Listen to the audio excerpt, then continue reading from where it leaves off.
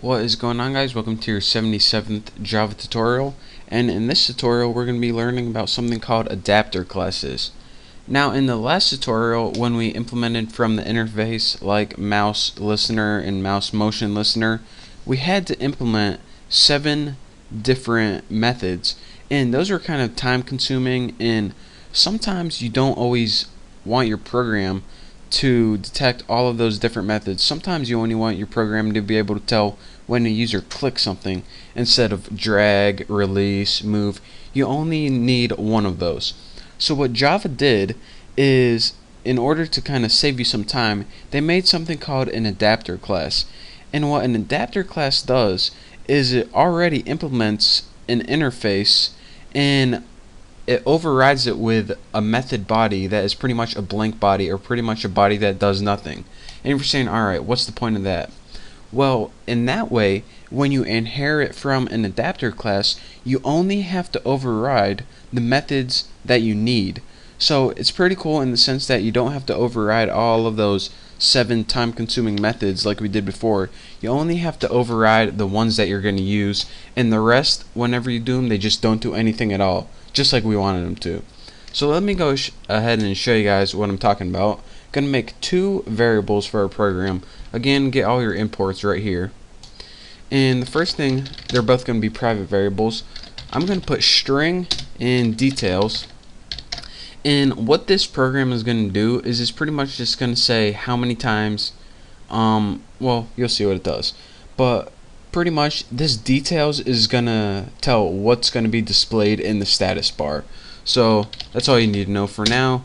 Private J label, and just put status bar or whatever you named it last time. And now we got 2 private variables. The status bar and the details is pretty much going to be the text that's going to appear in your status bar. So now we can go ahead and build our constructor, which is public GUI. It's not going to take any parameters, and for the body, let's go ahead and add a title, super title, since you should always have a title. Get that out of there. We'll name it Tootle. I mean, why not? Might as well. Next, we can go ahead and build our status bar, which is the only thing we're really going to want to appear in the window. So, wow, I really messed that up. Status bar, and set equal to new J label, and just have the text by default. Just put this is default. It's just going to be the first thing that appears. After we start doing the stuff, this is going to disappear. But now let's go ahead and add this to the window. We'll put add status bar, and of course go ahead and put like border layout dot south, and now there we go. It'll appear at the bottom of the screen if you put south. We'll be going over that later. And now we need to add, of course, the mouse listener, just like that. Add mouse listener, and the parameter it takes here is an object of the class we're going to build, and we're going to be building a new class called new mouse class, and don't forget your empty parameters for that. So make sure we didn't mess. Oh, I know we're getting an error because we didn't build the class yet. So let's go ahead and create a class called mouse class, and with this mouse class, well, let's just go ahead and private class mouse class extends. So we need to build a mouse class because that's what the parameter it took. In our class, we're going to pretty much define how to handle these mouse events, and we want it to extend mouse adapter. In this adapter class that we're extending from, this is the class that's built into Java already. So this can be custom, whatever you named, but this has to mean mouse adapter. You have to type it just like that. And again, this adapter class is going to allow you to overwrite only the methods that you need to overwrite. So let's go ahead and first, the only thing we're going to want to be working with is public void mouse clicked. That's the only thing we care about when they click. We don't care when they drag or anything else like that. So put mouse event. Oh my god, can I not type? I mean, seriously. Mouse event. And let's go ahead and type what do we want to happen when they click the mouse. Well, let's go ahead and take those details right up here that we're going to have and put details, set it equal to string dot format, And let's go ahead and put something that takes 2 arguments. Put you clicked %d.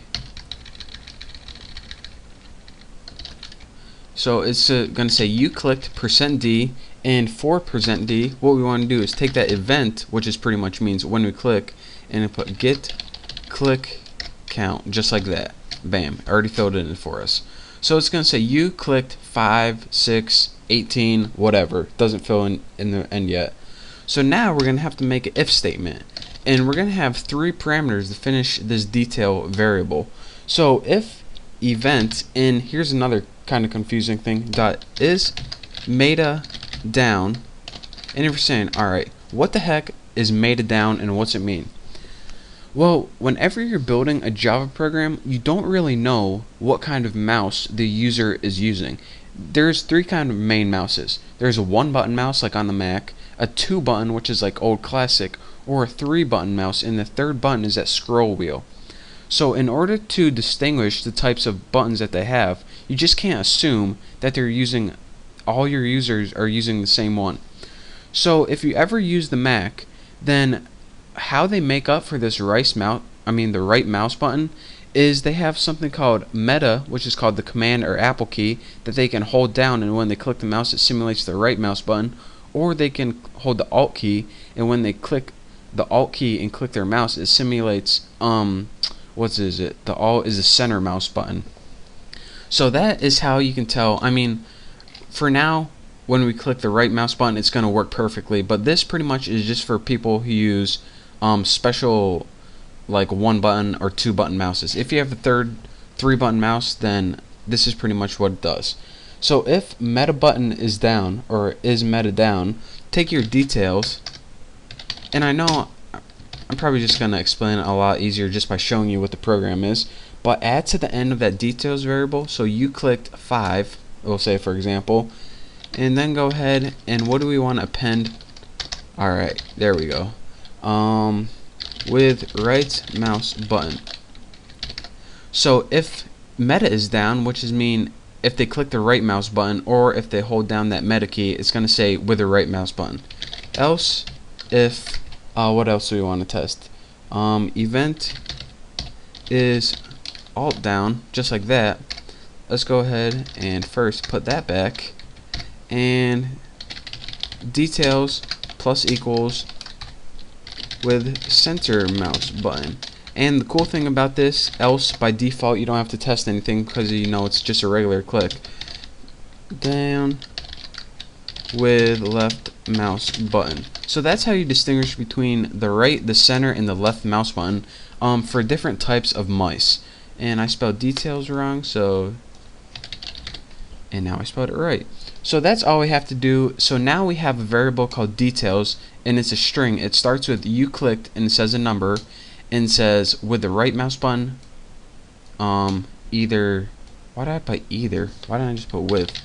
Embarrassing. And then I pretty much, this is the beginning and one of these is the end of the string, and now all we have to do is add this to the screen. So put status bar set text, and for the text we're just going to write that details variable. So the status bar is going to set equal to the details variable, and now we can go ahead and run it and I can show you guys what it does. So it says this is default, which you put that by default, and I'm going to go ahead and click my left mouse button now. Look, click 1, 2, 3, 4, 5, and then if you move it and click your center, look what happens. Center, center, clicking with my center, or in other words my scroll wheel, and then go ahead and click with your right, and if you go ahead and move this, then it's actually a new event. So if you want to make your things go up, you got to stay in the same place. If you're moving it, then it actually is a move event, so that's why it resets. But that's your basics of how to distinguish between the right, the center, and left, and also how to use a mouse adapter class to only overwrite the methods that you want. Again, we only overwrote one method, and we didn't have to overwrite all 7 for our program to work, so that's the power of a mouse adapter class. But for now, thank you guys for watching. Don't forget to subscribe, and I'll see you next time.